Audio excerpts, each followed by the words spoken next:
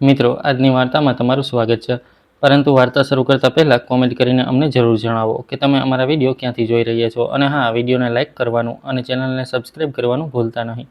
મારું નામ શિવાંગી છે. હું મારા પિતા, મોટા ભાઈ અને માતા સાથે રહેતી હતી. અમે ચારેય લોકો એક સાથે ખૂબ જ ખુશ રહેતા હતા. અમારા ઘરમાં પૈસાની કોઈ કમી નહોતી. પરંતુ તેમ છતાં અમારા માતા પિતાએ અમને ક્યારેય પૈસાનું કમાન કરવાનું શીખવ્યું નહોતું. પિતાજી હંમેશા કહેતા હતા કે માણસ ગમે તેટલો મોટો કેમ ન થઈ જાય, તેણે પોતાનાથી નાના લોકોનું સન્માન કરવાનું ન છોડવું જોઈએ. અને કદાચ આ જ કારણ હતું કે હું અને ભાઈ બંને અમારા ઘરમાં રહેવા છતાં હંમેશા જમીન સાથે જોડાયેલા રહ્યા. મારા પિતાનો પોતાનો એક મોટો બિઝનેસ હતો અને ભાઈ પણ તેમની સાથે જ કામ કરતો હતો. તેમની કંપનીનું નામ શહેરના મોટા ઉદ્યોગપતિઓમાં લેવાતું હતું. તેમનું કામ કોલ્ડ ચેઇન અને ફૂડ લોજિસ્ટિક સાથે જોડાયેલું હતું.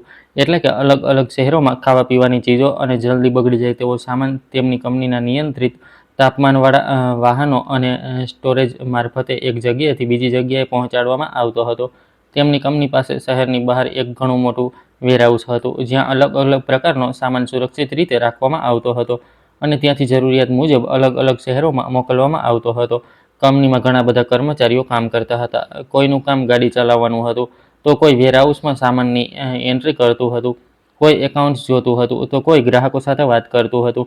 કેટલાક લોકો સપ્લાયની આખી વ્યવસ્થા સંભાળતા હતા અને ઓફિસમાં પણ ઘણા લોકો અલગ અલગ કામ કરતા હતા. પિતાજી દરેક બાબત પર પોતે જ નજર રાખતા હતા.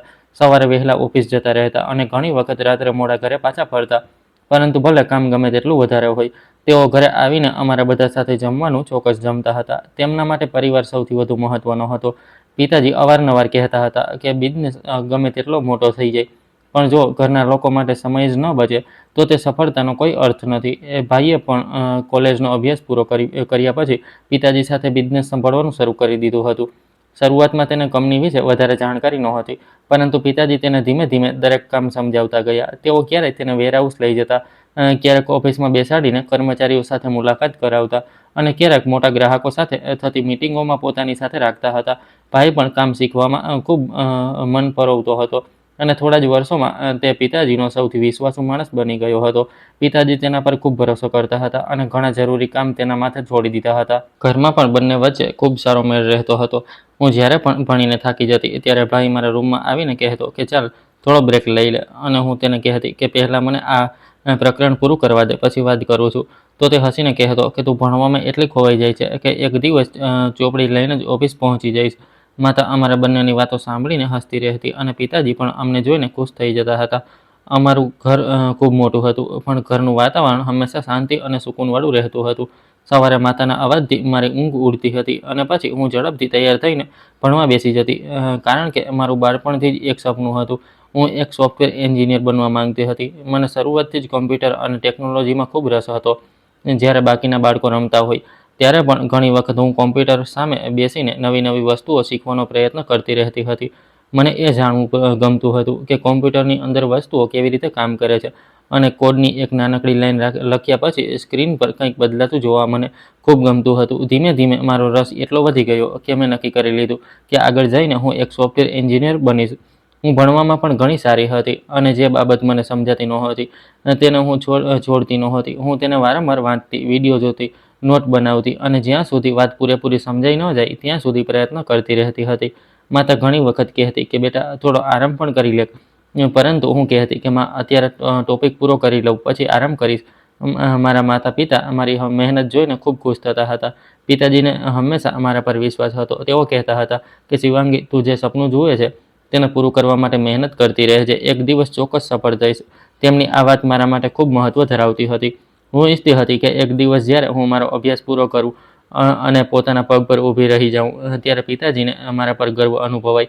હું ઈચ્છતી હતી કે મારી પહેલી કમાણીમાંથી તેમના માટે કંઈક એવું ખરીદું જેને જોઈને તેમને લાગે કે તેમની દીકરી ખરેખર મોટી થઈ ગઈ છે.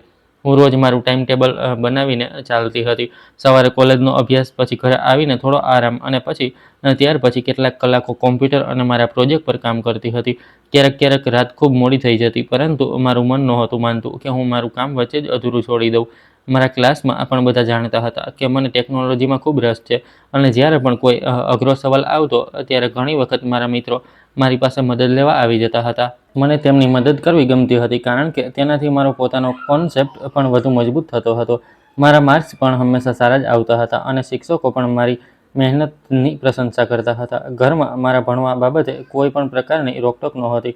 માતા હંમેશા કહેતી કે બેટા જેટલું ભણવું હોય એટલું ભણ, અમે તારી સાથે છીએ. પિતાજી પણ મારા માટે જરૂરિયાતની દરેક વસ્તુ લાવી આપતા અને ક્યારેક એવું નહોતા કહેતા કે આટલો બધો ખર્ચ કેમ કરી રહી છે, બલકે તેઓ કહેતા કે ભણતર પાછળ ખર્ચેલા પૈસા ક્યારેય વ્યર્થ જતા નથી. ભાઈ પણ મને ચીડવતો રહેતો અને કહેતો કે જ્યારે તું મોટી સોફ્ટવેર એન્જિનિયર બની જઈશ ત્યારે મને તારી કંપનીમાં નોકરી આપજે. હું કહેતી કે પહેલાં તમે તમારી કંપની સંભાળો, મારી કંપનીમાં તમારી જરૂર નહીં પડે, અને અમે બંને હસવા લાગતા. તે દિવસોમાં જિંદગી ખૂબ સારી ચાલી રહી હતી. મને લાગતું હતું કે મારી પાસે દુનિયાની બધી જ ખુશીઓ છે. મારા માતા પિતા મારી સાથે હતા, મારો ભાઈ મારો મિત્ર હતો, મારું ભણતર સારું ચાલી રહ્યું હતું અને મારા ભવિષ્યને લઈને કોઈ ડર નહોતો. પરંતુ કદાચ જિંદગીમાં આવનારા બદલાવો કોઈને પહેલેથી દેખાતા નથી. અમારા ઘરમાં બધું ઉપરથી એકદમ સામાન્ય હતું, પરંતુ છેલ્લા કેટલાક સમયથી મેં પિતાજીના વર્તનમાં એક નાનકડી બાબત નોટિસ કરવાનું શરૂ કરી દીધું હતું. તેઓ પહેલાંની જેમ ઘરમાં ખુલીને વાત નહોતા કરતા. ઓફિસેથી પાછા ફર્યા પછી પણ ઘણીવાર ચૂપ રહેતા અને જો તેમનો ફોન વાગતો તો તેઓ ક્યારેક રૂમની બહાર જઈને વાત કરતા હતા. પહેલાં મને લાગતું હતું કે બિઝનેસનું કોઈ કામ હશે એટલે હું વધારે ધ્યાન આપતી નહોતી. પરંતુ એક દિવસ મેં જોયું કે પિતાજી રાત્રે ખૂબ મોડે સુધી પોતાની ઓફિસના કેટલાક કાગળો જોઈ રહ્યા હતા અને તેમના ચહેરા પર ચિંતા સ્પષ્ટ દેખાઈ રહી હતી. મેં તેમને પૂછ્યું પણ ખરું કે પપ્પા બધું બરાબર તો છે ને? તો તેમણે તરત જ હસીને કહ્યું કે હા બેટા, બધું બરાબર છે, બસ બિઝનેસનું થોડું કામ છે. તું તારા ભણવા પર ધ્યાન આપ અને મારી ચિંતા ન કર. મેં તેમની વાત માની લીધી. પરંતુ તે દિવસે પહેલીવાર મારા મનમાં એક નાનકડો સવાલ આવ્યો કે આખરે એવું કયું કામ છે જેના કારણે પિતાજી આટલા પરેશાન છે. હું વધારે કંઈ વિચારું તે પહેલાં જ તેમણે બધા કાગળો સમેટીને મૂકી દીધા અને મારા માથા પર હાથ મૂકતા કહ્યું કે તું બસ તારા સપના પર ધ્યાન આપ શિવાંગી. હું ઈચ્છું છું કે તું પોતાના પગ પર ઊભી રહે અને જિંદગીમાં કોઈની સામે હાથ લંબાવવાની જરૂર ન પડે. તેમની વાત સાંભળીને હું હસી પડી અને મને જરાય અંદાજ નહોતો કે મારા પિતાના આ મોટા અને સફળ દેખાતા બિઝનેસ પાછળ કેટલી એવી વાતો પણ છુપાયેલી હતી જેના વિશે મને કંઈ ખબર નહોતી. અને આવનારા દિવસોમાં એ જ વાતો મારા આખા પરિવારની જિંદગીને હંમેશ માટે બદલી નાખવાની હતી. અને હું હંમેશની જેમ રોજ સવારે કોલેજ જવા માટે તૈયાર થઈ રહી હતી. મારી જિંદગી એકદમ પોતાના રોજિંદા ક્રમ મુજબ ચાલી રહી હતી. સવારે ઉઠીને ઝડપથી તૈયાર થવું, પછી માતા સાથે નાસ્તો કરવો અને ત્યાર પછી એક કોલેજ જવા નીકળી જવું. મારા માટે આ બધું એટલો રોજિંદો ભાગ બની ગયું હતું કે મને ક્યારેય લાગ્યું જ નહોતું કે એક દિવસ એક નાનકડી વાત મારી જિંદગીમાં કોઈ નવા માણસને લઈને આવશે. તે દિવસે પણ હું મારી બેગ લઈને નીચે આવી તો જોયું કે ઘરની બહાર અમારી ગાડી ઊભી હતી, પરંતુ અમારા જૂના ડ્રાઈવર કાકા ત્યાં નહોતા. મેં આજુબાજુ જોયું અને પછી પિતાજીને પૂછ્યું કે પપ્પા આજે કાકા ક્યાં છે? મારે કોલેજ જવું છે, હું કેવી રીતે જઈશ? પિતાજીએ મારી તરફ જોઈને કહ્યું કે બેટા તું ચિંતા ન કર, તેમને આજે તબિયત સારી નથી એટલે તેઓ રજા પર છે, પરંતુ તને કોલેજ જવામાં કોઈ તકલીફ નહીં પડે. મેં પૂછ્યું તો પછી મને કોણ મૂકવા જશે? પિતાજીએ કહ્યું કે એક નવો છોકરો આવવાનો છે, તેનું નામ વિહાન છે, ડ્રાઈવર કાકાનો દૂરનો સંબંધી છે, તેમણે જ તેને મોકલ્યો છે અને તેમણે જણાવ્યું છે કે તે ગાડી ખૂબ સારી રીતે ચલાવે છે, તેથી હવે થોડા દિવસો સુધી એ જ તને કોલેજ મૂકવા જશે અને કોલેજથી લેવા પણ આવશે. મેં કહ્યું ઠીક છે પપ્પા, પરંતુ મને થોડી નવાઈ લાગી કારણ કે અમારા ઘરમાં ડ્રાઈવરનું કામ હંમેશા કાકા જ કરતા આવ્યા હતા અને હું તેમને બાળપણથી ઓળખતી હતી. તેથી કોઈ નવા માણસ સાથે જવામાં મને થોડું અજીબ લાગી રહ્યું હતું. પિતાજીએ કહ્યું કે બેટા ગભરાવાની કોઈ વાત નથી, કાકાએ તેને મોકલ્યો છે અને તે ભરોસાપાત્ર છોકરો છે, તું શાંતિથી કોલેજ જા. તે સમયે જ અમે બંને વાત કરી રહ્યા હતા કે અચાનક ઘરના દરવાજા પર ટકોરા પડ્યા. નોકરે જઈને દરવાજો ખોલ્યો તો સામે એક છોકરો ઊભો હતો. તેના હાથમાં એક નાની બેગ હતી અને તે ખૂબ શાંત રીતે ઊભો હતો. નોકરે તેને પૂછ્યું કે કોને મળવું છે? તો તેણે કહ્યું કે મારે સાહેબને મળવું છે, મારું નામ વિહાન છે, મને કાકાએ મોકલ્યો છે. નોકરે પિતાજીને જઈને જણાવ્યું કે કોઈ વિહાન નામનો છોકરો આવ્યો છે અને કાકાનું નામ લઈ રહ્યો છે. પિતાજીએ જેવું નામ સાંભળ્યું કે તેઓ સમજી ગયા કે આ એ જ છોકરો છે જેના વિશે તેઓ હમણાં મને જણાવી રહ્યા હતા. તેમણે તેને અંદર બોલાવ્યો તો વિહાન અંદર આવ્યો. તેણે પિતાજીને નમસ્તે કરીને કહ્યું કે મારું નામ વિહાન છે, મને કાકાએ અહીં મોકલ્યો છે. તેમણે જણાવ્યું કે તેમની તબિયત સારી નથી એટલે થોડા દિવસો સુધી હું તમારી દીકરીને કોલેજ લઈ જઈશ અને પછી પણ પાછી લઈ આવીશ. પિતાજીએ તેની સાથે થોડીવાર વાત કરી. તેણે તેના ઘર પરિવાર વિશે પૂછ્યું અને પછી ગાડી ચલાવવા બાબતે પણ કેટલાક સવાલ જવાબ કર્યા. વિહાને ખૂબ શાંતિથી દરેક સવાલનો જવાબ આપ્યો. પિતાજીએ તેને કહ્યું કે જો મારી દીકરી રોજ કોલેજ જાય છે, તેની સુરક્ષાની જવાબદારી તારી રહેશે. સમયસર તેને કોલેજ લઈ જવી અને સમયસર પાછી લાવવી અને રસ્તામાં કોઈ પણ પ્રકારની પરેશાની ન થવી જોઈએ. વિહાને તરત જ કહ્યું કે જી સર, તમે બિલકુલ ચિંતા ન કરો, હું પૂરી જવાબદારીપૂર્વક કામ કરીશ. પિતાજીએ પછી મને કહ્યું કે શિવાંગી ચાલ હવે મોડું થઈ રહ્યું છે, કોલેજ જવા નીકળ.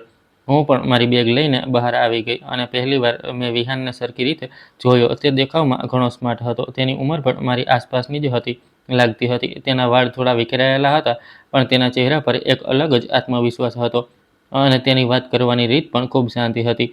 તેણે ગાડીનો દરવાજો ખોલ્યો અને કહ્યું કે મેડમ ચાલો, મોડું થશે. મેં હળવું સ્મિત આપીને કહ્યું કે હા ચાલો, અને પછી હું ગાડીમાં બેસી ગઈ. તે દિવસે રસ્તામાં અમારા બંને વચ્ચે વધારે વાત ન થઈ. હું પણ શાંતિથી બારી બહાર જોતી રહી અને તે પૂરી સાવધાનીથી ગાડી ચલાવી રહ્યો હતો. કોલેજ પહોંચીને તેણે કહ્યું કે હું સાંજે તમને લેવા આવી જઈશ. મેં કહ્યું કે ઠીક છે અને હું મારી બેગ લઈને અંદર જતી રહી. તે દિવસે મને ખબર નહોતી કે આ છોકરો આગળ જઈને મારી જિંદગીમાં આટલો ખાસ બનવાનો છે. કોલેજથી પાછી આવી તો ગેટ પાસે એ જ ગાડી ઊભી હતી અને વિહાન મારી રાહ જોઈ રહ્યો હતો. મને જોતાં જ તેણે ગાડીનો દરવાજો ખોલ્યો અને હું તેમાં બેસી ગઈ. મેં તેને પૂછ્યું કે તમને મારી કોલેજ કેવી લાગી? તેણે કહ્યું કે સારી છે, પણ હું અંદર તો ગયો નથી, તો હું કેવી રીતે જણાવી શકું? તેની વાત સાંભળીને મને હસવું આવી ગયું અને મેં કહ્યું કે સાચી વાત છે. પછી ધીમે ધીમે રસ્તામાં અમારી નાની નાની વાતો થવા લાગી. તે વધારે વાતચીત નહોતો કરતો, પરંતુ જ્યારે પણ હું તેને કંઈક પૂછતી તો શાંતિથી જવાબ આપતો હતો. બીજા દિવસે પણ એ જ મને કોલેજ મૂકવા આવ્યો અને પછી લેવા પણ આવ્યો. હવે આ રોજનો ક્રમ બની ગયો હતો. હું સવારે ગાડીમાં બેસતી તો તે મને કોલેજ મૂકતો અને સાંજે સમય પહેલાં કોલેજની બહાર આવીને મારી રાહ જોતો. થોડા દિવસોમાં મને તેની આદત જેવું થવા લાગ્યું હતું. મને ખબર હતી કે તે ફક્ત અમારા ઘરમાં ડ્રાઈવરના કામ માટે આવ્યો છે. તેથી હું પણ તેના વિશે વધારે કંઈ વિચારતી નહોતી, પરંતુ તેની સાથે મુસાફરી કરતાં મને સારું લાગતું હતું. તે રસ્તામાં ક્યારેય ઝડપથી ગાડી નહોતો ચલાવતો અને જો હું કહેતી કે આજે મારે વહેલા પહોંચવું છે, તો પણ કહેતો કે વહેલા પહોંચીશું, પણ સલામત રીતે. ધીમે ધીમે મને તેના વિશે નાની નાની વાતો ખબર પડવા લાગી. તેણે જણાવ્યું કે તેના પિતા હવે વધારે કામ નથી કરી શકતા અને ઘરની જવાબદારીઓમાં તેનો પણ સાથ રહે છે. તેથી તે નોકરીની શોધમાં હતો. ત્યારે કાકાએ પિતાજી વિશે જણાવ્યું, એટલે તેણે અહીં કામ કરવાનું શરૂ કરી દીધું. હું તેની વાતો સાંભળતી અને મનોમન વિચારતી કે આ છોકરો જેટલો શાંત દેખાય છે, કદાચ તેટલો જ જવાબદાર પણ છે. પરંતુ એક વાત મને સમજાતી નહોતી કે ભાઈ તેની સાથે ક્યારેય સરખી રીતે વાત કેમ નહોતા કરતા. જ્યારે પણ વિહાન ઘરની બહાર હોય અને ભાઈ ત્યાંથી પસાર થાય તો તેઓ તેને જોઈને બસ એક નજર નાખતા અને આગળ વધી જતા હતા. ક્યારેક ક્યારેક તો ભાઈ તેને સીધો પોતાની સાથે ઓફિસ લઈ જતા હતા. મેં એક દિવસ વિહાનને પૂછ્યું કે ભાઈ તને ઓફિસ કેમ બોલાવે છે? તો તેણે કહ્યું કે મને નથી ખબર મેડમ, કદાચ કોઈ કામ હશે. મેં કહ્યું પણ તારું કામ તો મને કોલેજ મૂકવાનું અને લાવવાનું છે ને? તેણે હસીને કહ્યું કે જી, પણ જો સાહેબ કોઈ કામ કહે તો કરવું પડે. મેં વધારે સવાલ ન કર્યા, પરંતુ મને આ થોડું અજીબ લાગ્યું, કારણ કે ઘણીવાર સાંજે ભાઈ પોતે તેને ફોન કરીને બોલાવી લેતા અને વિહાનને મારા કોલેજથી પાછા ફર્યા પછી સીધા ઓફિસ જવું પડતું હતું. ક્યારેક ભાઈ તેને ઓફિસની ગાડીની સંભાળ રાખવાનું કહેતા, તો ક્યારેક કોઈ જગ્યાએ સામાન પહોંચાડવા માટે મોકલી દેતા હતા. હું જ્યારે પણ આ જોતી ત્યારે મને લાગતું કે કદાચ ભાઈ તેને પરખી રહ્યા છે, કારણ કે પિતાજીએ પણ તેને નવો રાખ્યો હતો. પરંતુ એક દિવસ મેં જોયું કે વિહાન ઓફિસથી પાછો આવ્યો તો તેના ચહેરા પર પરેશાની હતી. મેં તેને પૂછ્યું શું થયું? તેણે કહ્યું કે કંઈ નહીં મેડમ, બસ થોડો થાકી ગયો છું. મેં કહ્યું જો ભાઈએ બહુ કામ કરાવ્યું હોય તો તમે તેમને કહી શકો છો. તેણે મારી તરફ જોયું અને બોલ્યો ના મેડમ, કોઈ વાંધો નથી, હું નવો છું એટલે મારે બધાનો વિશ્વાસ જીતવો છે. તેની વાત સાંભળીને મને સારું લાગ્યું, કારણ કે તેણે ભાઈ વિશે કોઈ ફરિયાદ ન કરી, પણ તેના ચહેરા પરથી લાગતું હતું કે વાત માત્ર થાકની નહોતી. તેમ છતાં મેં તે સમયે વધારે કંઈ ન પૂછ્યું, કારણ કે મને લાગ્યું કે કદાચ ઓફિસના કામને કારણે આવું થઈ રહ્યું હશે. દિવસો વીતતા ગયા અને વિહાનનું મારી સાથે આવવા જવાનું રોજિંદો ભાગ બની ગયું. હવે અમે રસ્તામાં ભણવાની વાતો કરતા હતા, ક્યારેક કોલેજની વાતો થતી અને ક્યારેક તે મને પૂછતો કે આગળ શું કરવા માંગો છો? મેં તેને જણાવ્યું કે હું એક સોફ્ટવેર એન્જિનિયર બનવા માંગુ છું. તો તેણે કહ્યું કે આ તો ખૂબ સારી વાત છે, તમે ચોક્કસ બનશો. મેં કહ્યું તમને આટલો ભરોસો કેવી રીતે છે? તેણે કહ્યું કે કારણ કે જે માણસ પોતાના સપના માટે રોજ મહેનત કરે છે તે હારતો નથી. તેની વાત સાંભળીને હું હસી પડી અને તે દિવસે પહેલીવાર મને લાગ્યું કે વિહાન ફક્ત એક ડ્રાઈવર નથી, પણ તેની વિચારસરણી પણ ઘણી સારી છે. ધીમે ધીમે અમારી વાતચીત વધવા લાગી હતી, પરંતુ અમારી વચ્ચે હજુ પણ એક મર્યાદા હતી જેને હું સમજતી હતી અને તે પણ સમજતો હતો. અમે બંને પોતાની જગ્યા જાણતા હતા. તેમ છતાં જ્યારે પણ હું સવારે ગાડીમાં બેસતી ત્યારે મને સારું લાગતું, કારણ કે દિવસની શરૂઆત કોઈ શાંત માણસ સાથે થતી હતી. પરંતુ આ દરમિયાન એક વાત એવી હતી જે મને સતત પરેશાન કરી રહી હતી અને તે હતું ભાઈનું વિહાન સાથેનું અજીબ વર્તન. હું જ્યારે પણ ભાઈને પૂછતી કે તમે વિહાનને આટલી બધી વાર ઓફિસ કેમ બોલાવો છો, તો તેઓ હંમેશા વાત ફેરવી દેતા અને કહેતા કે કામ છે એટલે બોલાવું છું, તું આ બધી બાબતો વિશે વધારે ન વિચાર. મેં પણ તે સમયે વાત પડતી મૂકી, પરંતુ મારા મનમાં સવાલ વધતો જતો હતો, કારણ કે એક તરફ પિતાજી વિહાન પર વિશ્વાસ કરી રહ્યા હતા અને બીજી તરફ ભાઈ તેને વારંવાર પોતાની સાથે ઓફિસ લઈ જતા હતા અને ઘણીવાર મોડી રાત સુધી તેની પાસે કામ કરાવતા હતા. મને સમજાતું નહોતું કે આખરે ભાઈને તેની પાસે આટલું બધું કામ કેમ હતું અને વિહાન પણ દર વખતે કંઈ પણ કહ્યા વગર તેમની વાત માની લેતો હતો. મને ત્યારે જરાય અંદાજ નહોતો કે ભાઈ અને વિહાન વચ્ચે ચાલી રહેલી આ વાતો આવનારા સમયમાં અમારી જિંદગીનું સૌથી મોટું રહસ્ય ખોલવાની હતી. અને જે બિઝનેસને હું મારા પિતાની મહેનત અને સફળતાનું પ્રતીક સમજતી હતી, તેની પાછળ પણ કંઈક એવું છુપાયેલું હતું જેના વિશે મને કંઈ જ ખબર નહોતી. અને પછી ધીમે ધીમે વિહાન અને મારી વચ્ચે ખૂબ સારી વાતચીત થવા લાગી હતી. પહેલાં અમારી વાતો ફક્ત કોલેજ અને ઘરે આવવા જવા પૂરતી રહેતી હતી, પરંતુ હવે અમે એકબીજા વિશે નાની નાની વાતો પણ જાણવા લાગ્યા હતા. મને તેની સૌથી સારી બાબત એ લાગતી હતી કે તે મારી વાત ધ્યાનથી સાંભળતો હતો અને ક્યારેય મને વચ્ચે અટકાવતો નહોતો.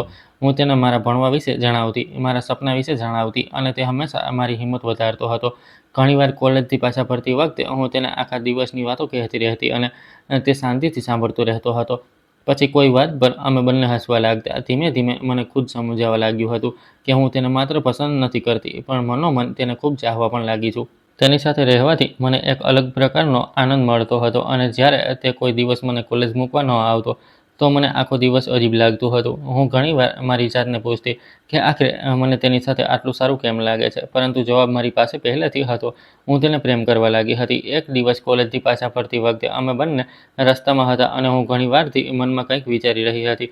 વિહાને ગાડી ચલાવતા મને પૂછ્યું કે શું થયું? આજે તમે બહુ ચૂપ છો. મેં કહ્યું કે કંઈ નહીં, બસ તારી સાથે એક વાત કરવી છે. તેણે કહ્યું કે જી બોલો. મેં થોડીવાર હિંમત ભેગી કરી અને પછી સીધું તેની તરફ જોતા કહ્યું, વિહાન, હું તને ખૂબ પસંદ કરું છું. શું તું મારી સાથે લગ્ન કરીશ? મારી વાત સાંભળતા જ તેણે ગાડીની ઝડપ થોડી ધીમી કરી દીધી અને થોડીક ક્ષણો સુધી એકદમ શાંત રહ્યો. પછી તેણે મારી તરફ જોઈને કહ્યું, મેડમ, તમે પણ કેવી વાતો કરી રહ્યા છો? આ બરાબર નથી. મેં કહ્યું, મને ખબર છે કે આ વાત સાંભળીને તને અજીબ લાગતું હશે, પણ હું સાચું કહી રહી છું. હું તને ખૂબ પસંદ કરું છું અને હું ખરેખર તારી સાથે લગ્ન કરવા માંગુ છું. તેણે કહ્યું, પરંતુ તમારા પિતાજી આ વાત સાંભળીને શું વિચારશે? તમે તેમના ઘરની દીકરી છો અને હું તેમના ત્યાં કામ કરું છું. તેઓ ક્યારે આ સંબંધ માટે તૈયાર નહીં થાય.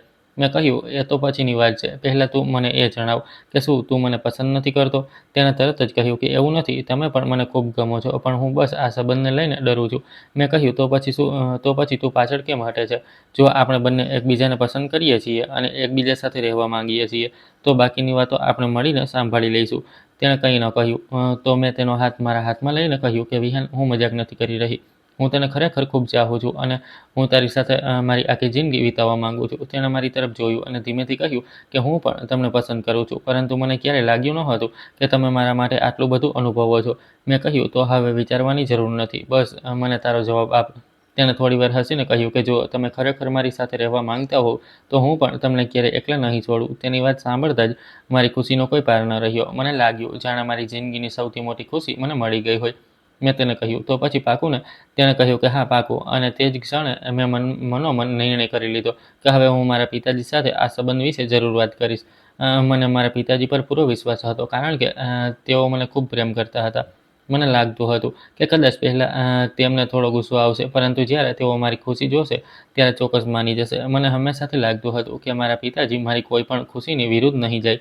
અને તેથી મેં થોડા દિવસો સુધી રાહ જોઈ અને આ દરમિયાન હું અને વિહાન પહેલાં કરતાં પણ વધુ નજીક આવી ગયા હતા. અમે બંને અમારા આવનારા જીવન વિશે વાતો કરતા હતા.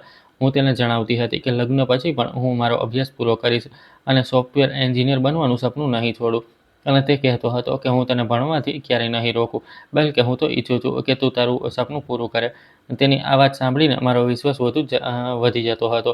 ધીમે ધીમે ઘણા દિવસો વીતી ગયા અને પછી એક સાંજે મને લાગ્યું કે હવે મારે પિતાજી સાથે વાત કરી જ લેવી જોઈએ. તે દિવસે અમે બધા લોકોએ રાતનું ભોજન એકસાથે લીધું હતું. જમ્યા પછી માતા અને પિતાજી હોલમાં બેસીને અંદરો-અંદર કંઈક વાત કરી રહ્યા હતા. ભાઈ પણ તે સમયે પોતાના રૂમમાં જ હતો. હું ઘણી વારથી વિચારી રહી હતી કે વાત કેવી રીતે શરૂ કરું. પછી મેં હિંમત કરીને કહ્યું, મમ્મી, પપ્પા, મારે તમારા બંને સાથે કંઈક જરૂરી વાત કરવી છે. મારો અવાજ સાંભળીને બંનેએ મારી તરફ જોયું. માતાએ કહ્યું, હા બેટા, બોલ, શું વાત છે? મેં કહ્યું, હું કોઈને પસંદ કરું છું અને હું તેની સાથે લગ્ન કરવા માંગુ છું. મારી વાત સાંભળતા જ બંને થોડીવાર માટે શાંત થઈ ગયા.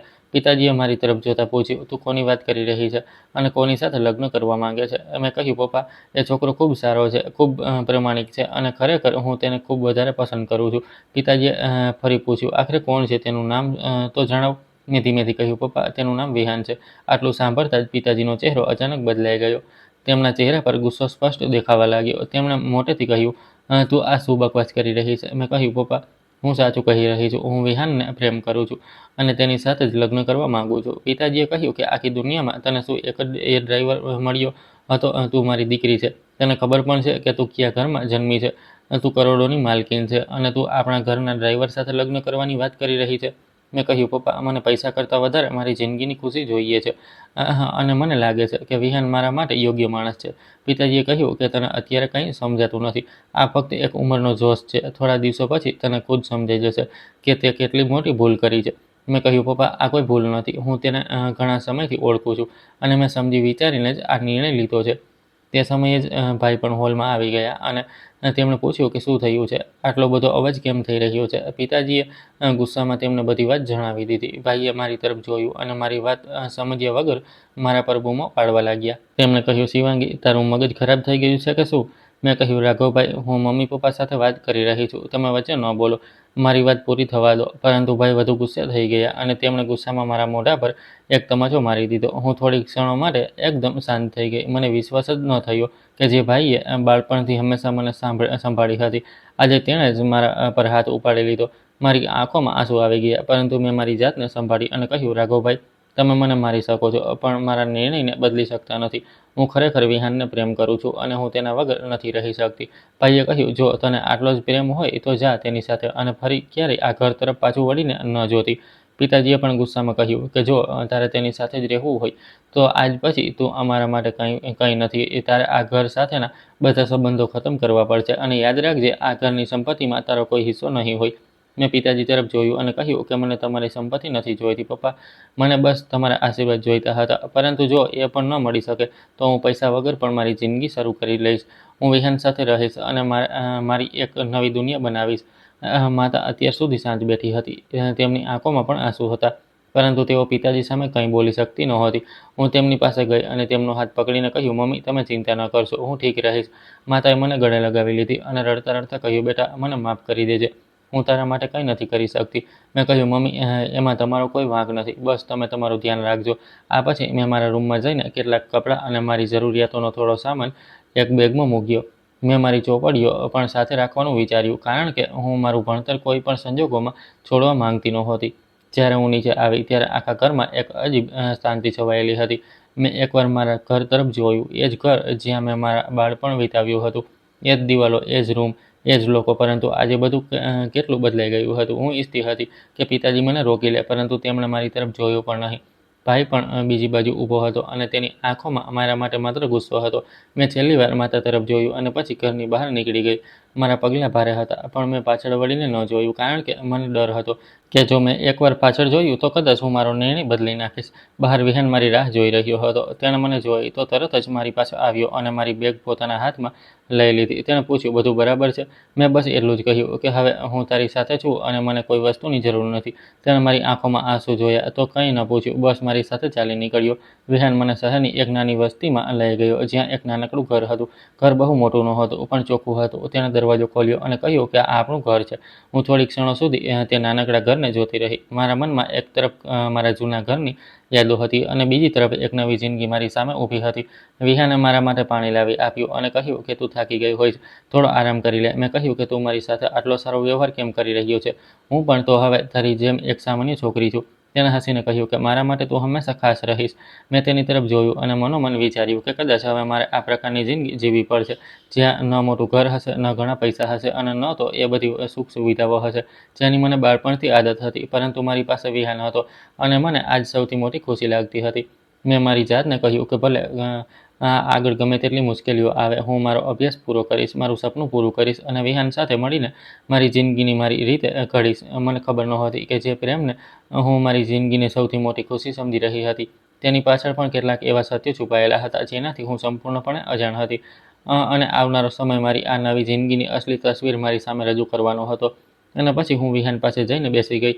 તે મારા માટે ઊભો થઈને પાણી લાવ્યો અને મારા હાથમાં ગ્લાસ આપતા બોલ્યો કે પહેલાં પાણી પી લે, તું સવારથી બહુ પરેશાન છે. મેં પાણી પીધું અને પછી તેની તરફ જોઈને કહ્યું કે વિહાન, મારે તારી સાથે એક જરૂરી વાત કરવી છે. તેણે કહ્યું કે જી, જણાવો, શું વાત છે? મેં કહ્યું, જો હવે આપણે બંને મળીને આપણું ઘર ચલાવવાનું છે અને હું તારા પર કોઈ બોજ નથી. હું ઈચ્છું છું કે આપણે બંને મળીને આપણી જિંદગી આગળ વધારીએ. હું મારો અભ્યાસ પણ પૂરો કરીશ અને સાથે થોડા પૈસા પણ કમાઈશ, જેથી ઘરના ખર્ચમાં તને મદદ કરી શકું. તેણે મારા બંને હાથ પોતાના હાથમાં લઈને કહ્યું કે હા બિલકુલ, તું જે કરવા માંગે છે તે કર. હું તને ક્યારેય નહીં રોકું, બલ્કે હું તો ઈચ્છું છું કે તું તારું સપનું પૂરું કરે. તેની વાત સાંભળીને મને ખૂબ સારું લાગ્યું, કારણ કે ઘર છોડ્યા પછી મારા મનમાં સૌથી મોટો ડર એ જ હતો કે ક્યારેક મારું ભણતર અધૂરું ન રહી જાય. મેં કહ્યું, હું ભણવાનું છોડવા નથી માંગતી, અને સાથે એવું કોઈ કામ કરવા માંગુ છું જે હું ઘરેથી જ કરી શકું, જેથી તને પણ મદદ મળે અને મારા ખર્ચ માટે મારે કોઈના પર નિર્ભર ન રહેવું પડે. તેણે કહ્યું, તો પછી વિચાર કે તું શું કરી શકે છે. મેં વિચાર્યું છે કે હું ઓનલાઈન કામ શરૂ કરીશ, કારણ કે મારી પાસે ફોન છે અને મને લખવાનું કામ પણ ગમે છે. હું ઓનલાઈન કન્ટેન્ટ રાઇટિંગ અને સોશિયલ મીડિયા મેનેજમેન્ટનું કામ કરી શકું છું. શરૂઆતમાં વધારે પૈસા ન મળે, પણ જો હું મહેનત કરું તો ધીમે ધીમે કામ વધી શકે છે. વિહાને મારી વાત ધ્યાનથી સાંભળી અને કહ્યું કે મને તારો વિચાર ખૂબ ગમ્યો. તું બિલકુલ શરૂ કર, અને હું પણ મારા માટે કોઈ સારી નોકરી શોધું છું. પછી આપણે બંને મળીને આપણું ઘર ચલાવીશું. તેની વાત સાંભળીને મને અંદરથી ઘણી હિંમત મળી. બીજા જ દિવસે મેં મારા ફોન પર કામ શોધવાનું શરૂ કરી દીધું. મેં અલગ અલગ જગ્યાએ મારા કામ વિશે માહિતી મોકલી અને નાના ક્લાયન્ટ સાથે વાત કરવાનું શરૂ કર્યું. શરૂઆતમાં મને ઘણી મુશ્કેલીઓ આવી, કારણ કે મને સમજાતું નહોતું કે કામ ક્યાંથી મળશે અને કોઈને મારું કામ કેવી રીતે બતાવવું. પરંતુ મેં હાર ન માની. મેં મારા જૂના પ્રોજેક્ટ્સના કેટલાક નમૂના તૈયાર કર્યા અને લોકોને મોકલવા લાગી. ધીમે ધીમે મને નાના કામ મળવા લાગ્યા. કોઈ પોતાના બિઝનેસ માટે સોશિયલ મીડિયા પોસ્ટ લખાવતું, તો કોઈ કેપ્શન તૈયાર કરાવતું, કોઈને પોસ્ટ માટે નવા વિચારો જોઈતા હતા, તો કોઈને પોતાના સોશિયલ મીડિયા એકાઉન્ટ પર રોજનું કન્ટેન્ટ અપલોડ કરાવવું હતું. હું ફોનથી જ ક્લાયન્ટ સાથે વાત કરતી, તેમનું કામ સમજતી અને પછી સમય અનુસાર પોસ્ટ તૈયાર કરીને તેમને મોકલી આપતી હતી. શરૂઆતમાં એક કામ કરવામાં મને ઘણો સમય લાગતો હતો, પરંતુ જેમ જેમ અનુભવ વધતો ગયો તેમ હું ઝડપથી અને સારી રીતે કામ કરવા લાગી. મારા કેટલાક ક્લાયન્ટ્સને મારું કામ ગમવા લાગ્યું અને તેમણે પોતાના ઓળખીતાઓને પણ મારા વિશે જણાવ્યું, જેથી ધીમે ધીમે મને નવા કામ મળવા લાગ્યા. હું દિવસમાં મારો અભ્યાસ કરતી અને ફ્રી સમયમાં ઓનલાઈન કામ કરતી હતી. ઘણીવાર રાત્રે પણ મોડે સુધી બેસીને કામ કરવું પડતું હતું, પરંતુ મને થાક ઓછો લાગતો હતો, કારણ કે મને ખબર હતી કે હું પોતાના પગ પર ઊભા રહેવાનો પ્રયત્ન કરી રહી છું. મને મારા માતા-પિતાની યાદ ચોક્કસ આવતી હતી, પરંતુ હું મારી જાતને સમજાવતી હતી કે મેં જે રસ્તો પસંદ કર્યો છે તેમાં મારે મહેનત કરવી પડશે. થોડા જ મહિનાઓમાં મારી પાસે એટલું કામ આવવા લાગ્યું કે હું દર મહિને આશરે 30,000 થી 40,000 રૂપિયા સુધી કમાવા લાગી હતી. મારા માટે આ ખૂબ મોટી વાત હતી, કારણ કે મેં ક્યારેય વિચાર્યું નહોતું કે ફક્ત મારા ફોન અને મારી મહેનતથી હું ઘરે બેઠા આટલું કમાઈ શકીશ. જ્યારે પહેલીવાર મારા ખાતામાં મારી મહેનતના પૈસા આવ્યા, ત્યારે હું ખૂબ ખુશ થઈ. મેં વિહાનને જણાવ્યું, તો તે પણ ખૂબ ખુશ થયો અને બોલ્યો કે મને તારા પર ગર્વ છે. મેં કહ્યું, આ તો હજુ શરૂઆત છે. હું આગળ વધુ મહેનત કરીશ અને એક દિવસ મારો અભ્યાસ પૂરો કરીને એક સારી સોફ્ટવેર એન્જિનિયર પણ બનીશ.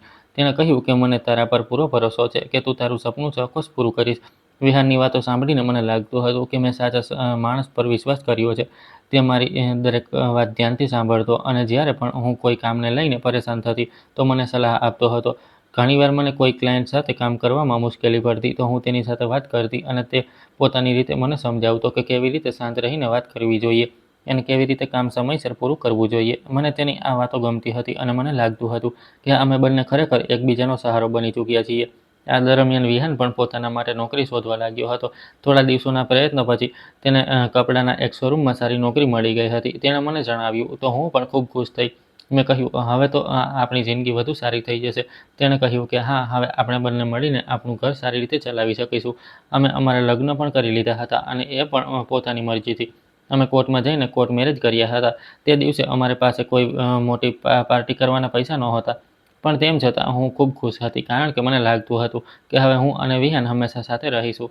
અમે એકબીજા સામે વચન આપ્યું હતું કે જિંદગીમાં ગમે તેટલી મુશ્કેલીઓ આવે, અમે એકબીજાનો સાથ નહીં છોડીએ. લગ્ન પછી અમારું નાનકડું ઘર મને ખૂબ ગમવા લાગ્યું હતું. સવારે હું મારો અભ્યાસ અને કામ કરતી હતી અને વિહાન નોકરી પર જતો રહેતો હતો.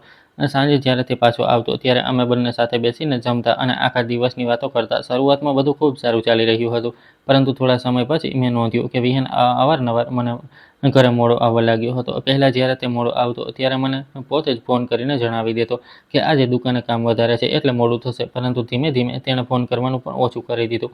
ઘણીવાર ઘણી રાત થઈ જતી અને હું રસોઈ બનાવીને બસ તેની રાહ જોતી રહેતી. જ્યારે તે ઘરે આવતો, ત્યારે હું તેને પૂછતી કે તું આટલો મોડો ક્યાં હતો? તો તે હંમેશા એ જ કહેતો કે તને ખબર છે ને, કપડાના શોરૂમમાં કેટલી ભીડ રહે છે. ક્યારેક કોઈ ગ્રાહક આવે તો ક્યારેક કોઈ ગ્રાહક આવે, ક્યારેક સ્ટોકનું કામ નીકળી આવે છે, એટલે હું બસ કામમાં જ લાગેલો રહું છું. મેં કહ્યું, સારું, તો ઠીક છે, કોઈ વાંધો નહીં. હું સમજુ છું કે તું મહેનત કરી રહ્યો છે અને ઘર માટે જ તો કરી રહ્યો છે. તેની વાત સાંભળીને હું વધારે સવાલ જવાબ નહોતી કરતી અને તેના માટે ગરમ ખાવાનું પીરસતી દેતી હતી તથા તેના માટે ભોજન ગરમ કરીને રાખી દેતી. અમે બંને જમતા અને પછી સૂઈ જતા. મને લાગતું હતું કે કદાચ નવી નોકરી છે એટલે તેને વધારે સમય આપવો પડતો હશે. હું પણ મારા કામમાં વ્યસ્ત રહેવા લાગી હતી કારણ કે હવે મારા ક્લાયન્ટ્સ વધી રહ્યા હતા અને ભણતર પણ સાથે સાથે ચાલી રહ્યું હતું. ઘણીવાર હું ખુદ એટલી વ્યસ્ત રહેતી કે મને ખબર પણ ન પડતી કે રાત ક્યારે થઈ ગઈ. પરંતુ જ્યારે કામ પૂરું કરીને હું વિહાનની રાહ જોતી ત્યારે મનમાં એક અલગ જ ખુશી થતી કે તે આવશે અને અમે બંને થોડીવાર બેસીને વાતો કરીશું. ધીમે ધીમે અમારું ઘર પણ મને ખૂબ વહાલું લાગવા લાગ્યું હતું કારણ કે ત્યાં દરેક વસ્તુ અમે અમારી મહેનતથી બનાવી હતી. એક દિવસ મેં મારી કમાણીમાંથી ઘર માટે થોડો સામાન ખરીદ્યો તો વિહાને મજાકમાં કહ્યું કે હવે તો આપણું ઘર પણ ધીમે ધીમે મોટા લોકો જેવું લાગવા માંડ્યું છે. મેં હસીને કહ્યું, હજુ તો ઘણું બધું કરવાનું બાકી છે. હું ઈચ્છું છું કે એક દિવસ આપણું પોતાનું મોટું ઘર હોય અને તેમાં મમ્મી પપ્પા પણ આવે ત્યારે કદાચ પિતાજી મારાથી નારાજ ન રહે. વિહાને મારી તરફ જોયું પણ તે સમયે તેણે કંઈ ન કહ્યું. મેં પણ તેની શાંતિ પર વધારે ધ્યાન ન આપ્યું કારણ કે મારા મનમાં હજુ પણ મારા પરિવારની યાદો હતી. હું ઈચ્છતી હતી કે કોઈ દિવસ મારા માતા પિતા મને માફ કરી દે અને હું તેમને જણાવી શકું કે મેં જિંદગીમાં જે નિર્ણય લીધો હતો તે માત્ર કોઈ જીદને કારણે નહોતો લીધો, પણ હું ખરેખર ખુશ રહેવા માંગતી હતી. મને ખબર નહોતી કે મારી જિંદગીમાં આગળ શું થવાનું છે અને વિહાનના મોડા ઘરે આવવાની નાનકડી વાત ધીમે ધીમે મારા માટે એક એવા સવાલમાં ફેરવાઈ જવાની હતી જેનો જવાબ કદાચ મારી આખી જિંદગી બદલી નાખવાનો હતો. પરંતુ તે સમયે હું આ બધી વાતોથી અજાણ હતી. મારા માટે વિહાન હજુ પણ એ જ માણસ હતો જેના માટે મેં મારું ઘર છોડ્યું હતું અને જેની સાથે એક નવી જિંદગી શરૂ કરવાનો નિર્ણય લીધો હતો. તેથી હું તેની દરેક વાત પર વિશ્વાસ કરતી રહી અને અમે બંને બહારથી જોતા એક નાનકડા ઘરમાં ખુશાલ પતિ પત્નીની જેમ અમારી જિંદગી જીવી રહ્યા હતા. અને પછી હંમેશની જેમ રોજિંદી રીતે અમારી જિંદગી ચાલી રહી હતી. બહારથી બધું એકદમ સામાન્ય લાગતું હતું. હું મારા અભ્યાસ અને ઓનલાઈન કામમાં લાગેલી રહેતી અને વિહાન રોજ સવારે શોરૂમ જવા નીકળી જતો હતો, પછી સાંજે પાછો આવતો અને અમે બંને સાથે બેસીને જમતા હતા. ધીમે ધીમે અમારી નાનકડી જિંદગી પણ મને ખૂબ વહાલી લાગવા લાગી હતી. પરંતુ તે દિવસે સવારથી જ મને વિહાન કંઈક પરેશાન જેવો લાગી રહ્યો હતો. તે વારંવાર પોતાના ફોનને જોઈ રહ્યો હતો અને જાણે કોઈ વાતને લઈને વિચારમાં ડૂબેલો હતો. મેં તેને પૂછ્યું કે શું થયું, કોઈ વાત છે કે શું? તું આટલો પરેશાન કેમ લાગી રહ્યો છે? તેણે મારી તરફ જોયું અને હળવું સ્મિત આપીને કહ્યું કે ના, કોઈ વાત નથી, તું ચિંતા ન કર. મેં કહ્યું, પણ તારા ચહેરા પરથી લાગે છે કે કંઈક તો બન્યું છે. તેણે કહ્યું કે સાચે કંઈ નથી થયું, બસ આજે કામ થોડું વધારે છે. ચાલ ઠીક છે, હું શોરૂમ જઈ રહ્યો છું.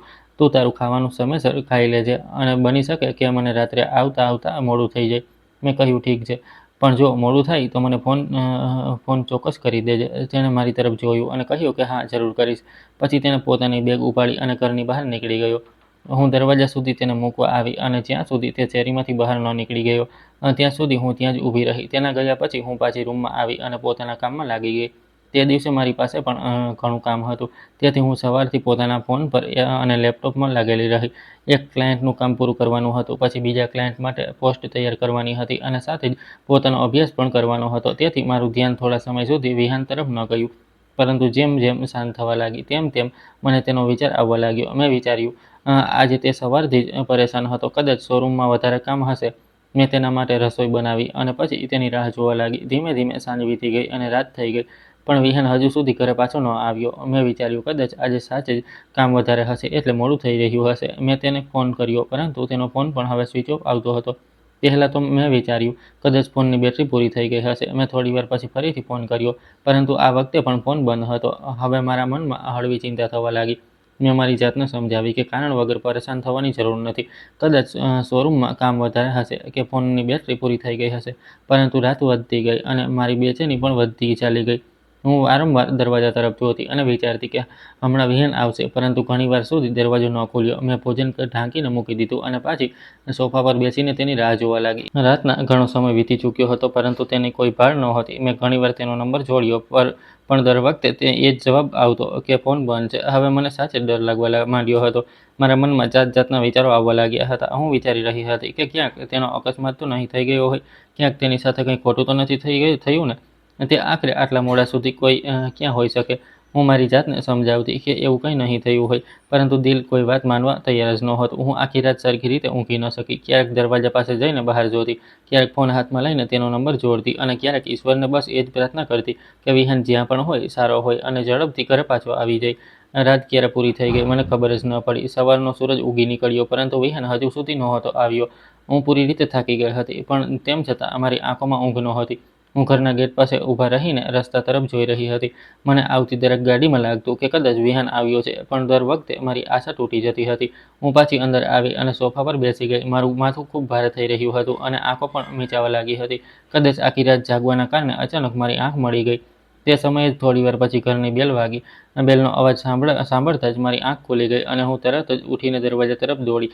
મારા મનમાં બસ એ જ હતું કે કદાચ વિહાન પાછો આવી ગયો હોય. મેં ઝડપથી દરવાજો ખોલ્યો અને સામે જે માણસ ઊભો હતો તેને જોઈને હું થોડીક ક્ષણો માટે એકદમ સ્તબ્ધ થઈ ગઈ. મારી સામે વિહાન ઊભો હતો, પણ તે એક કપડાં પહેરીને નહોતો ઊભો જેમાં તે રોજ શોરૂમ જતો હતો, બલ્કે તેણે પોલીસનો યુનિફોર્મ પહેરેલો હતો. હું તેને જોતા જ દંગ રહી ગઈ. મને કંઈ સમજાતું નહોતું કે હું શું જોઈ રહી છું.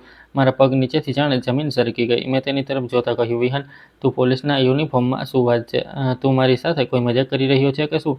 તે થોડીવાર સુધી શાંત રહ્યો. પછી તેણે કહ્યું, ના શિવાંગી, આજે મારે તને એક એવું સત્ય જણાવવાનું છે જે મેં અત્યાર સુધી તારાથી છુપાવીને રાખ્યું હતું. મેં ગભરાઈને પૂછ્યું, કેવું સત્ય? તું મને ડરાવી કેમ રહ્યો છે? ચાલ અંદર આવ અને મને જણાવ કે આખરે થયું શું છે. તે અંદર આવ્યો અને થોડીવાર સુધી મારી સામે ઊભો રહ્યો. પછી તેણે કહ્યું કે હું કોઈ ડ્રાઈવર નથી અને ન તો હું કોઈ ગરીબ છોકરો છું. હું એક આઈપીએસ ઓફિસર વિહાન વર્મા છું. આ સાંભળતા જ હું જાણે મારી જગ્યાએ જ જડાઈ ગઈ. મેં તેની તરફ જોયું અને મારા મોઢામાંથી બસ એટલું જ નીકળ્યું કે શું મેં સાચું સાંભળ્યું? તું એક આઈપીએસ ઓફિસર છે? તેણે કહ્યું કે હા, અને હું ઘણા સમયથી એક એવા કેસ પર કામ કરી રહ્યો હતો જેના કારણે મારે તારા ઘરે ડ્રાઈવર બનીને આવવું પડ્યું હતું. મેં કહ્યું, પણ કેમ? તેણે કહ્યું, તારા પિતાના બિઝનેસને લઈને અમારી ટીમને કેટલાક સમયથી શંકા હતી. અમને માહિતી મળી હતી કે તે બિઝનેસની આડમાં ગેરકાયદેસર કામ થઈ શકે છે અને તપાસ દરમિયાન તારા ભાઈ રાઘવનું નામ વારંવાર સામે આવી રહ્યું હતું. અમારી ટીમને શંકા હતી કે તારા ભાઈનો એવા કેટલાક લોકો સાથે સંપર્ક છે જે ગેરકાયદેસર વેપારમાં સામેલ હતા, પરંતુ અમારી પાસે પાકા પુરાવા નહોતા. તેથી મને તારા ઘરમાં રહીને અંદરની માહિતી મેળવવાનું અને સત્ય સુધી પહોંચવાનું કામ સોંપવામાં આવ્યું હતું. મેં આશ્ચર્યથી પૂછ્યું, તો શું તું અમારા ઘરે ફક્ત આ જ કારણથી આવ્યો હતો? તેણે કહ્યું કે હા, શરૂઆતમાં હું માત્ર અમારા કામ માટે તારા ઘરે આવ્યો હતો. જ્યારે હું પહેલીવાર તારા ઘરે પહોંચ્યો હતો ત્યારે તું મારા માટે ફક્ત એ પરિવારની દીકરી હતી જેની તપાસ ચાલી રહી હતી. મને તારા વિશે કંઈ ખબર નહોતી અને હું મારું કામ પૂરું કરવા માટે ત્યાં આવ્યો હતો. મેં તારા પિતા અને તારા ભાઈ બંને પર નજર રાખવાનું શરૂ કર્યું હતું, પરંતુ ધીમે ધીમે મને સમજાવા લાગ્યું કે તારા પિતાનો આ બધી બાબતોમાં કોઈ હાથ નથી. તેઓ પોતાના બિઝનેસને પ્રામાણિકતાથી ચલાવવાનો પ્રયત્ન કરી રહ્યા હતા. તેમને આ વાતનો અંદાજ પણ નહોતો કે તેમની પીઠ પાછળ રાઘવ શું કરી રહ્યો છે. આ સાંભળીને મારી આંખો ભરાઈ આવી, કારણ કે મને યાદ આવવા લાગ્યું કે પિતાજી કેવી રીતે પોતાના બિઝનેસને લઈને હંમેશા મહેનત કરતા હતા અને ઘણીવાર પરેશાન રહેતા હતા, પરંતુ મેં ક્યારેય વિચાર્યું નહોતું કે તેમની પોતાની જ કંપનીની અંદર તેમની સાથે આટલો મોટો વિશ્વાસઘાત થઈ રહ્યો છે. વિહાને આગળ કહ્યું, જ્યારે મને રાઘવ પર શંકા વધુ મજબૂત થઈ ત્યારે મેં તેની ગતિવિધિઓ વિશે માહિતી એકઠી કરવાનું શરૂ કર્યું. હું સીધો તેની સામે જઈને કંઈ કરી શકતો નહોતો, કારણ કે જો તેને ખબર પડી જાત કે હું એક પોલીસ અધિકારી છું તો તે સાવચેત થઈ જાત અને અમારી પાસે રહેલી માહિતી પણ વ્યર્થ થઈ શકતી હતી. તેથી મારે ખૂબ સંભાળીને કામ કરવું પડ્યું. મેં તેના સંપર્કમાં આવતા લોકો વિશે માહિતી મેળવી, તેની કેટલીક શંકાસ્પદ મીટિંગોના પુરાવા એકઠા કર્યા અને અમારી ટીમે ઘણી બાબતોની તપાસ કરી. ધીમે ધીમે અમારી પાસે તેની વિરુદ્ધ ઘણા પુરાવા આવવા લાગ્યા, પરંતુ મારે ત્યાં સુધી કંઈ નહોતું કરવું જ્યાં સુધી અમારી પાસે આખો કેસ સ્પષ્ટ ન થઈ જાય.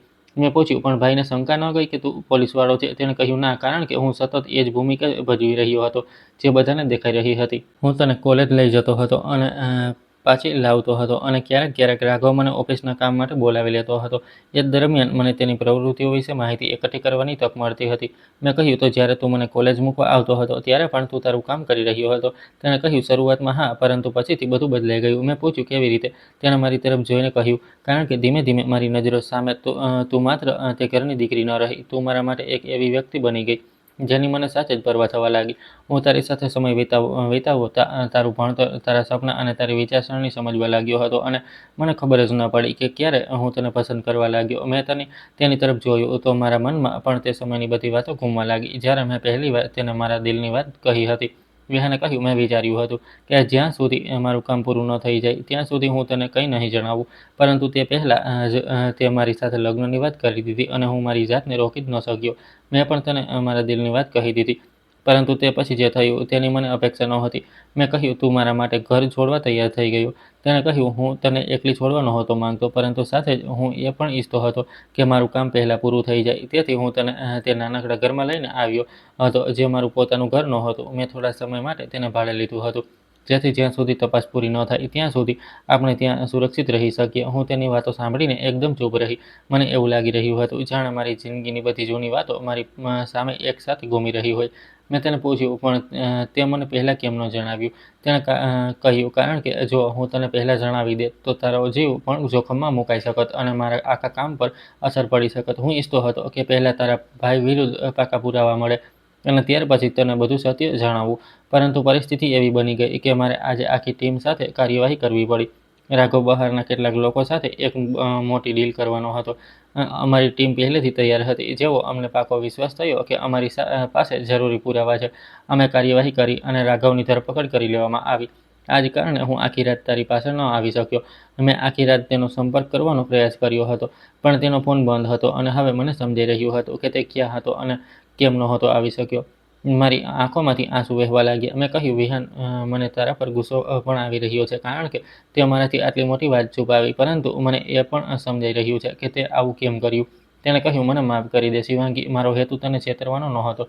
હું બસ તને સુરક્ષિત રાખવા માંગતો હતો. મેં તેને કહ્યું, મને બસ એટલું દુઃખ છે કે મેં તારા પર વિશ્વાસ કર્યો અને તે મને તારી જિંદગીનું આટલું મોટું સત્ય ન જણાવ્યું. તેણે મારો હાથ પકડીને કહ્યું, હવે હું તારાથી કંઈ નહીં છુપાવું. ત્યારે તેણે કહ્યું, બીજી પણ એક વાત છે અને કદાચ એ તારા માટે સૌથી જરૂરી હશે. મેં પૂછ્યું, શું? તેણે કહ્યું, તારા માતા પિતાને હવે બધું સત્ય ખબર પડી ચૂકી છે. મેં તેમને જણાવ્યું કે તારા પિતાનો આ આખા કેસમાં કોઈ વાંક નહોતો અને તારા ભાઈએ તેમની જાણ બહાર આ બધું કર્યું હતું. હું તેમને મળવા આવ્યો છું. આ સાંભળતા જ મારું હૃદય જોરથી ધબકવા લાગ્યું. મને મારા માતા પિતાની ખૂબ યાદ આવતી હતી. મેં ઘણીવાર વિચાર્યું હતું કે કદાચ તેઓ મને ક્યારેય માફ નહીં કરે, પરંતુ તે દિવસે જ્યારે વિહાન મને તેમની પાસે લઈ ગયો તો માતા મને જોતા જ રડવા લાગી અને તેમણે મને ગળે લગાવી લીધી. હું પણ તેમને વળગીને ખૂબ રડી. માતા વારંવાર કહી રહી હતી કે બેટા, મને માફ કરી દેજે, હું તે દિવસે તારા માટે કંઈ ન કરી શકી. મેં કહ્યું, મમ્મી, તમારો કોઈ વાંક નહોતો. પિતાજી થોડે દૂર ઊભા હતા. તેમના ચહેરા પર પસ્તાવો સ્પષ્ટ દેખાઈ રહ્યો હતો. તેઓ ધીમે ધીમે મારી પાસે આવ્યા અને મારા માથા પર હાથ મૂકીને બોલ્યા, બેટા, મને ખબર નહોતી કે મારો પોતાનો દીકરો મારી પીઠ પાછળ આટલા મોટા કામમાં સામેલ છે.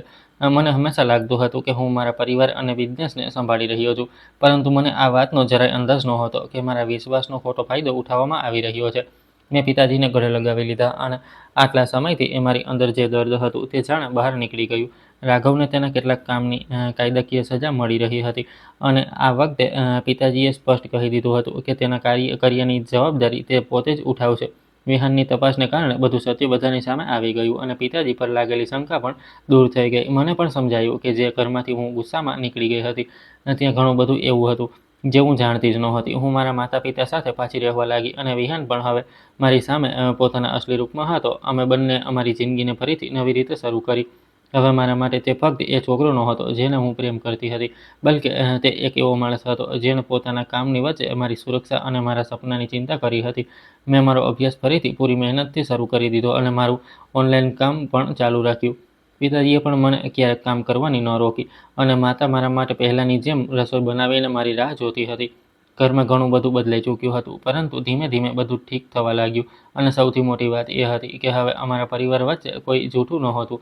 અમે બધા એકબીજા સાથે ખુલીને વાત કરતા હતા અને રાઘવના કારણે જે વિશ્વાસ તૂટ્યો હતો તેને ધીમે ધીમે ફરીથી જોડવાનો પ્રયત્ન કરી રહ્યા હતા. વિહાન પણ હવે જ્યારે ઘરે આવતો ત્યારે પોલીસની નોકરી અને પોતાની જવાબદારીઓની વાત કરતો અને હું તેને મારા કામ અને અભ્યાસ વિશે જણાવતી હતી. ક્યારેક ક્યારેક હું વિચારતી કે જો તે દિવસે વિહાન મારા ઘરે ડ્રાઈવર બનીને ન આવ્યો હોત તો કદાચ મારી જિંદગી ક્યારેય આ વળાંક પર ન આવતી. પરંતુ કદાચ જિંદગીએ અમારા માટે આ જ રસ્તો પસંદ કર્યો હતો. તે મારા પરિવારને ફરીથી મેળવ્યો, મારું સપનું ફરીથી સંભાળ્યું અને એ માણસનો સાથ પણ મળ્યો જેને હું દિલથી ચાહતી હતી. હવે અમે બધા લોકો એકસાથે એક પરિવારની જેમ રહેવા લાગ્યા હતા અને મને સમજાઈ ગયું હતું કે જિંદગીમાં માત્ર પૈસા અને મોટું ઘર જ જરૂરી નથી હોતા, પરંતુ સાચા સંબંધોમાં વિશ્વાસ અને એકબીજાનો સાથ પણ એટલો જ જરૂરી હોય છે. અને તે દિવસ પછી મેં નક્કી કરી લીધું કે ભલે જિંદગીમાં ગમે તેટલી મુશ્કેલીઓ આવે, હું મારા સપના પૂરા કરીશ અને મારા પરિવાર સાથે મળીને મારી જિંદગીને ખુશાલ બનાવવાનો પૂરો પ્રયાસ કરીશ.